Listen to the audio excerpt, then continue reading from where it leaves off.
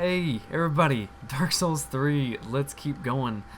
Last time I said I was going to go to the Rosaria's Fingers bonfire, and go to the Rosaria's Fingers bonfire I shall do. There is a quickish way to do it. It is dangerous though, I will not lie to you guys, it is a treacherous journey. Okay, well first thing, the camera likes to freak out on this corner.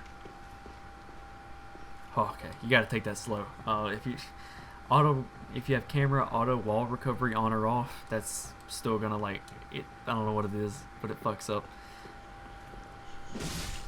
Ah. You give me the deep ring. The deep ring. Oh, I have a shard that I need to upgrade my Estus Flask with. A ring bestowed upon the Deacons of the Deep allows attunement of additional spells. In the cathedral slumber things most terrible, and as such, the deacons require a grand narrative to ensure they do not falter in their duty, a philosophy to ward away the madness beckoned by the grotesqueries at hand. And that just gives you an extra attunement slot, and even if you don't have one, that one gives you one. Which is mighty handy, if I do say so myself. Although not on this particular character, because I'm not going to use spells or anything like that.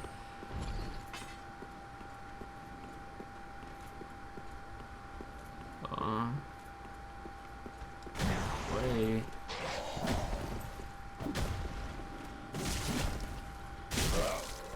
Okay, I could just knock you off the edge. I'm not worried about it. I'm not picky.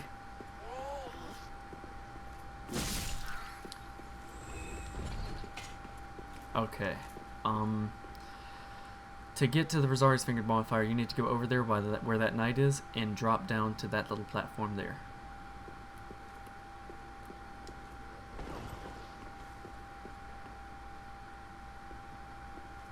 Problem is, there's a knight over there, and there's another knight shooting at you.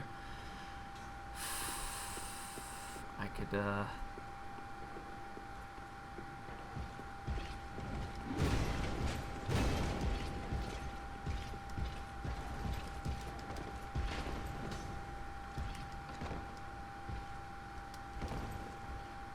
Okay, whew. And as long as I can get over here, hit the switch. All the nasties are here. All the guys who look like they're stuffed with poop.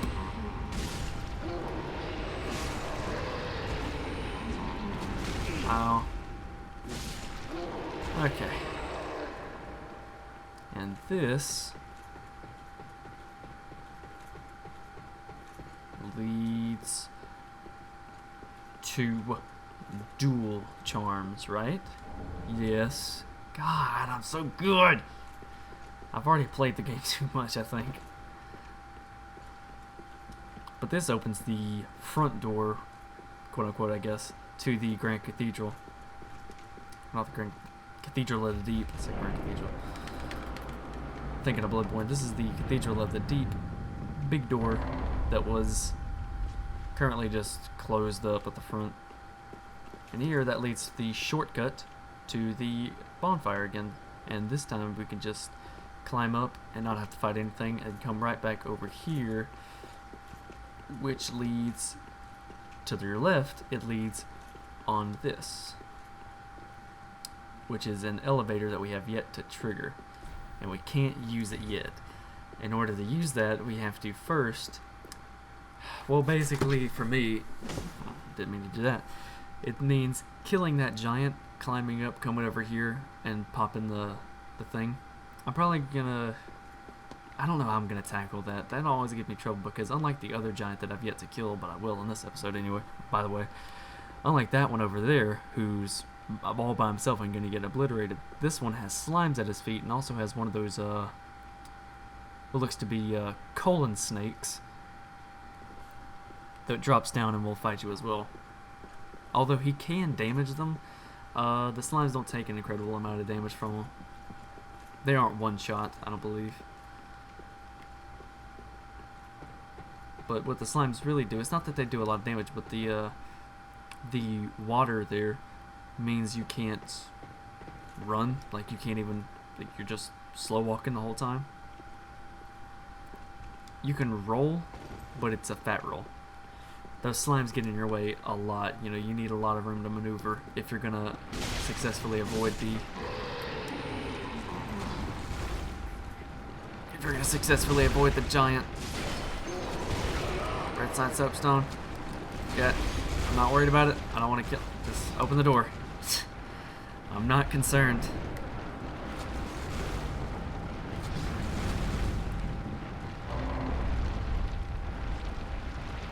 Alright.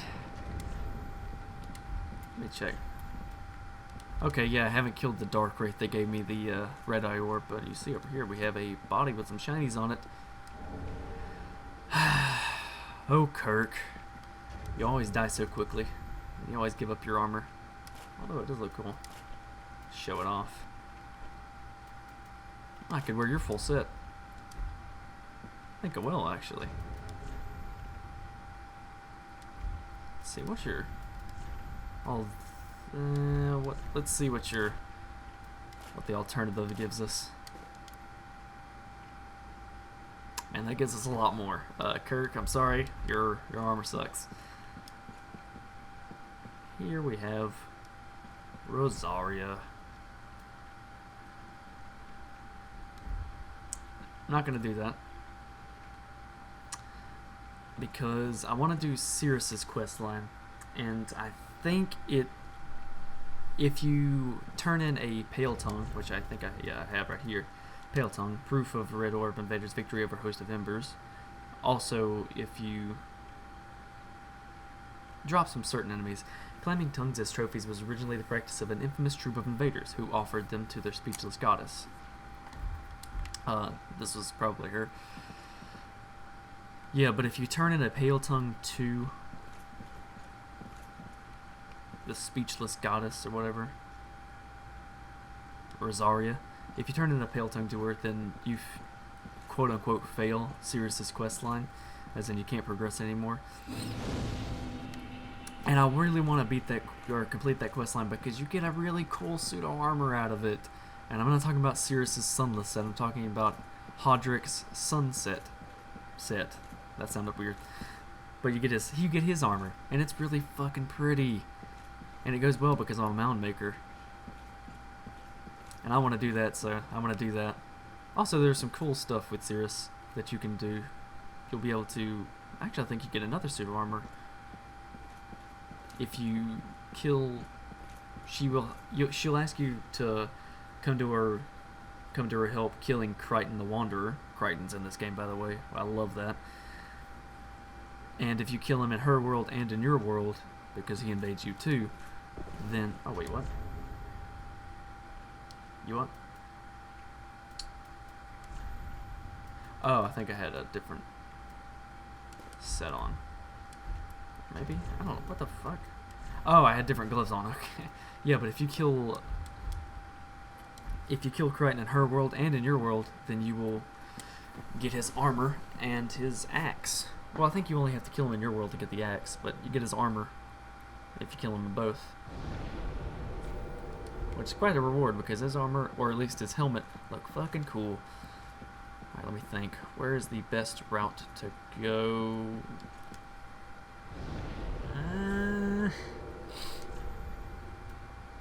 Go to the cleansing chapel. I gotta get to killing on these giants now. The first giant isn't gonna be too much trouble. He just takes a lot of health. He's got a lot of health. But the second giant is gonna be a pain in the ass because he's got the slimes on his feet and everything. I'll figure it out. I'll figure out a good way to do it.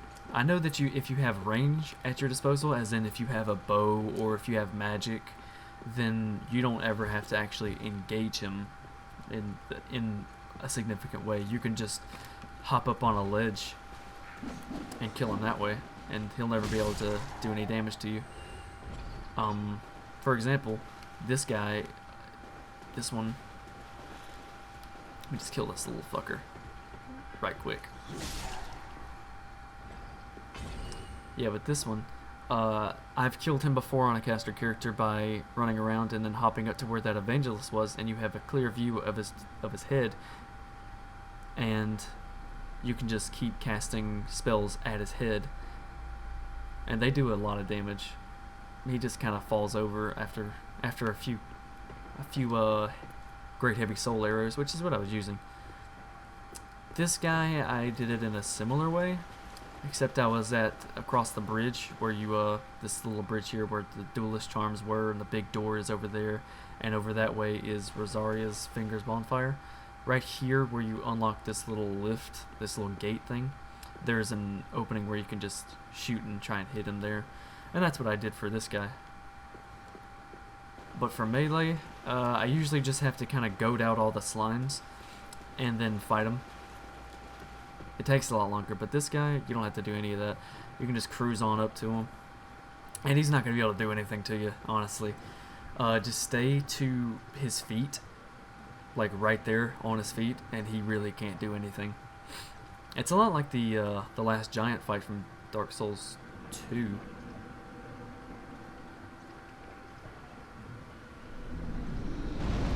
Yep, go ahead and stand up, Slick.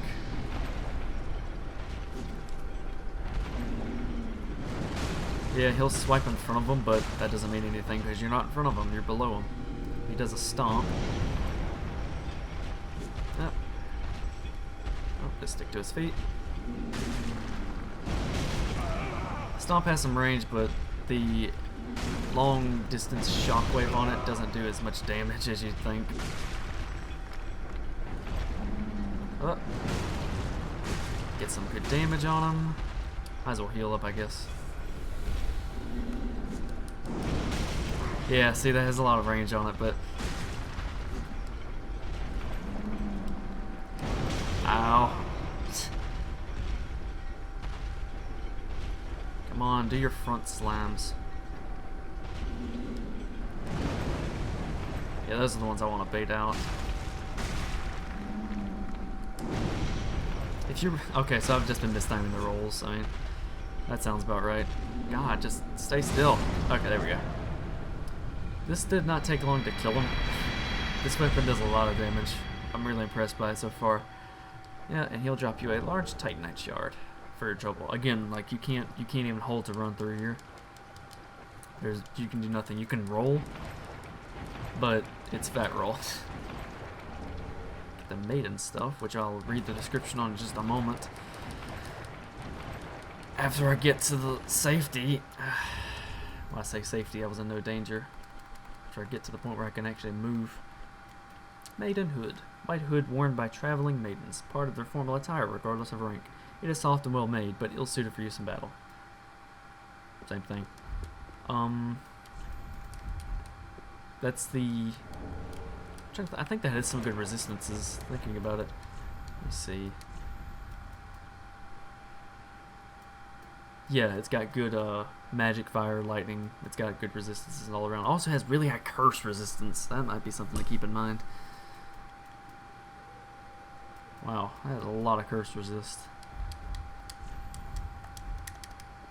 But I'll be using just normal medium armors and such, using this magnificent curved greatsword. I'm really trying to think how I'm going to take out the second giant. I guess I'm just going to have to do it the way I usually do it and just slowly draw out the slimes. Eventually they'll just kind of slink up to you and you can just kill them that way. I'll probably just have to do that, which sucks because it takes a while, but it's pretty safe, I suppose. Saint Bident and Homeward Bone. What is a Saint Bident? Saint Bident, a silver bident decorated by a holy symbol, formerly wielded by Saint Klimt. He discarded this weapon that draws upon one's faith on the day he put his own faith behind him. Let me slap it in my hand just to show off what it looks like. I mean, it's a spear. I don't know what else you want me to tell you. It's a spear. Meanwhile, I'm using this, what looks to be a weapon used in a butcher shop. This is gonna be a long trek over to the part area where I can actually walk.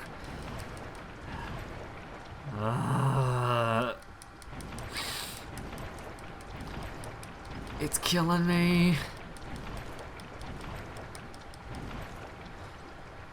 It's gonna take my entire goddamn life. Happy birthday, I just turned 87.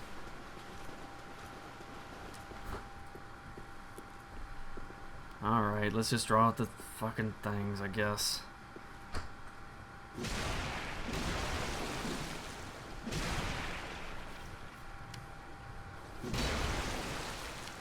I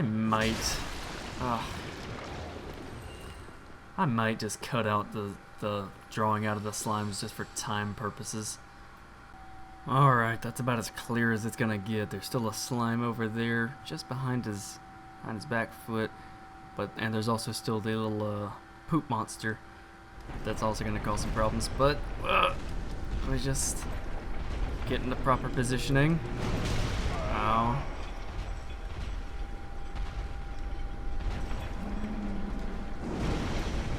Let me not waste stamina trying to attack him. Just want to lure this guy over here.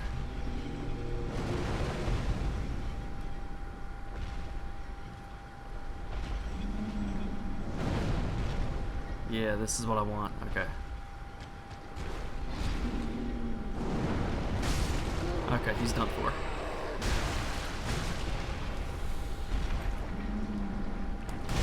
Ow. Now the slime's gonna be in the way.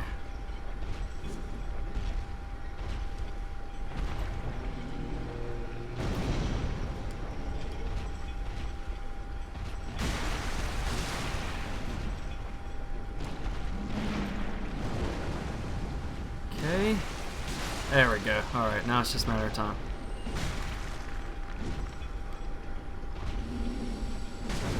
Just R1 mash on. There we go.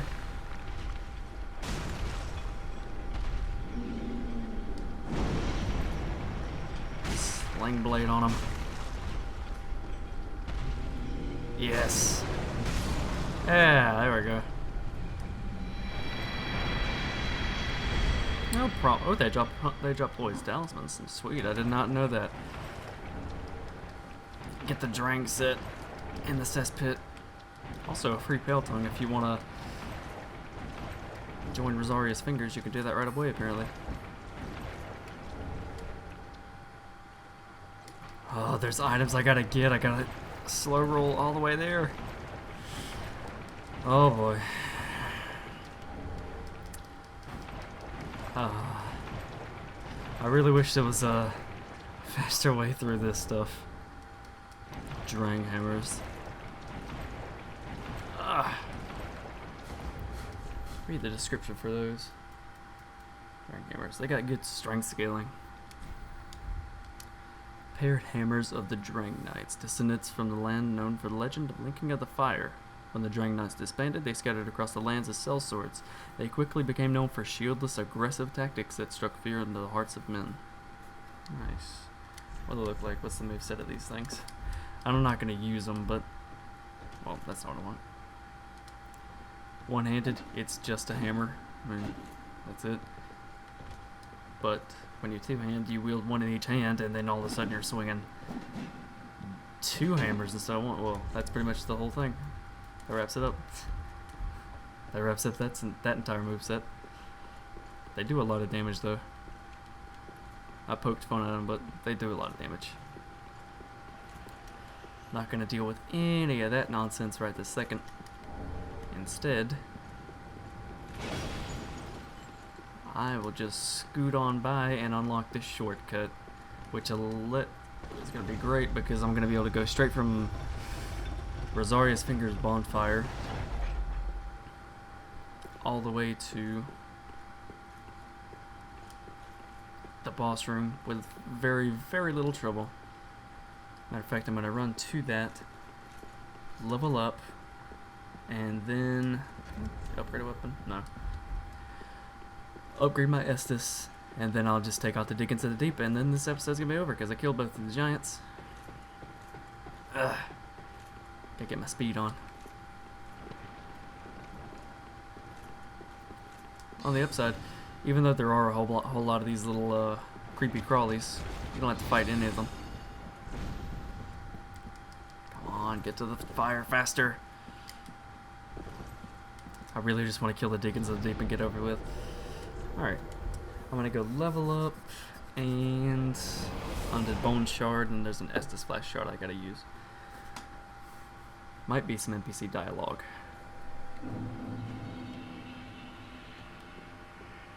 No? Alright, well. Or new NPCs, I meant. Let me see. 5 levels.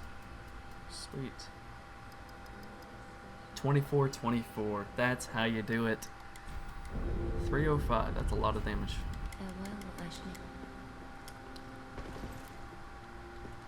Let me just upgrade my Estus flask. Reinforced Estus flask. Yes. Grey Rat, have I sent you to scavenge already? Oh, go on. Oh, he just came back from it. Alright. What have you got for me? Zweihander. Glaive. Has a short bow. Whole lot of nothing I'm interested in. Catch a layer. I'm not gonna buy anything from you. Don't think there's anything. What do I have? Paladin's Ashes. Hold on. Let me. Umbral Ash. Oh yeah, that lets me get the Titanite shards. How foolish of me. Also, I might as well just buy the White Sign Soapstone.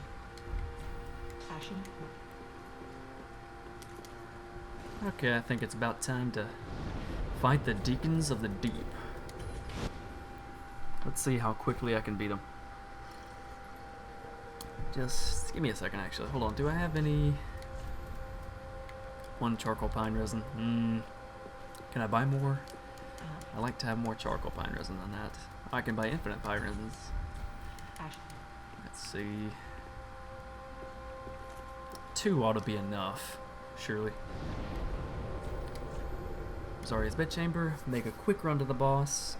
I believe you can also summon Cirrus for this fight, but honestly, it's not worth.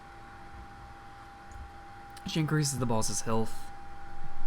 It just makes it take longer. It's not an extremely difficult fight.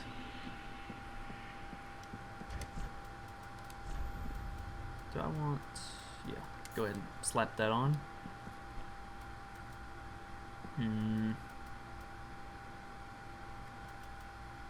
Yeah, I'll put on the red bug pellets. They do a lot of... They send fireballs at you quite a lot. And I'm gonna end up eating a few of them. Actually... Ba-boom! Aha! Thinking ahead. See, that's why... This is why I collect these rings. Fire damage will not be my enemy. What's my fire resist? Fire 30. Fire absorption is 33. And when I eat the red bug pellet, it's gonna be even more than that. That's their primary form of damage for pretty much the whole of the fight. They just, since there's so many of them, they can just shoot fireballs at you. On the second phase of the fight, though, if you don't kill them fast enough, or if you don't kill certain enemies fast enough, then you'll just get cursed and die. Which really sucks, but... Oh, please. No. I hear the night coming. I gotta keep running. All these players summon signs. I'm not taking part in any of that shit.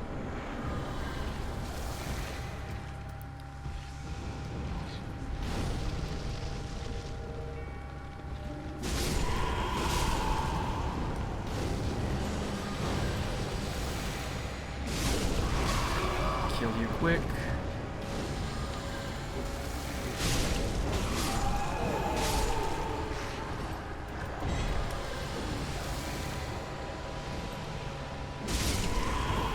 See, with this weapon and the fire damage I'm doing, it's very easy to just kill so many of these guys at one point.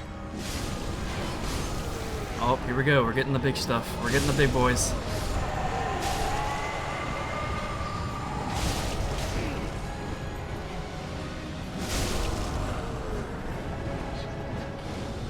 Okay. Oh, man. And done. Woo-wee. That's what you call coming prepared. That is what you call coming prepared. Damn, that was nice.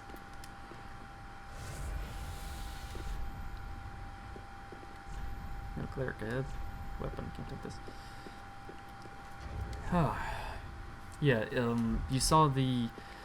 Let me explain what happened in the fight. The Deacons of the Deep, there's like this red orb that takes host in one of the Deacons, and in order to damage the boss' health, you do have to just kill the one that's possessed by the red orb, who's picked, chosen, or whatever. And about half health, the boss will summon the actual boss, the Deacon of the Deep, I guess, or the Archbishop or whatever. And attacking him will take off the boss's health. However, there are these blue ones, the blue deacons, and I'm not sure whether it's the Archdeacon or the blue deacons, but at some point, if you let the boss survive long enough, they will start casting some dark sorceries into the sky, and if you let them do it just a bit long enough, it'll cover the whole area in a curse fog, and you'll just get cursed and die. It's like a built-in enrage timer. It's a bit of a DPS race, but as you see, even if you just put a longsword with charcoal pine resin, you're just gonna completely obliterate them, because they are pretty weak to fire. They have a resistance to magic in dark. I know they have resistance to dark. I don't know if they have a resistance to magic, but magic doesn't do so well because a lot of magics or a lot of sorceries have a single target damage, and having big wide swings helps clear out a lot of the herd. Makes your job a lot easier. But also, once you rest at the bonfire, we get some goodies. Archdeacon White Crown, Archdeacon Holy Garb, and Archdeacon Skirt. Holy Garb won by an Archdeacon of the Cathedral of the Deep, a sign of the Way of White's highest rank. Of the 3 Archdeacons of the Deep, one stood over Aldrich's casket, this one, with hope that he would return one day. Of the 3 Archdeacons of the Deep, one cast off his white crown and left the cathedral to stand by Aldrich.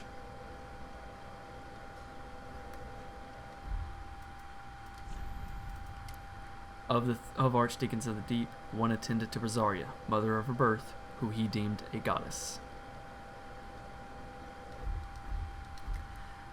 The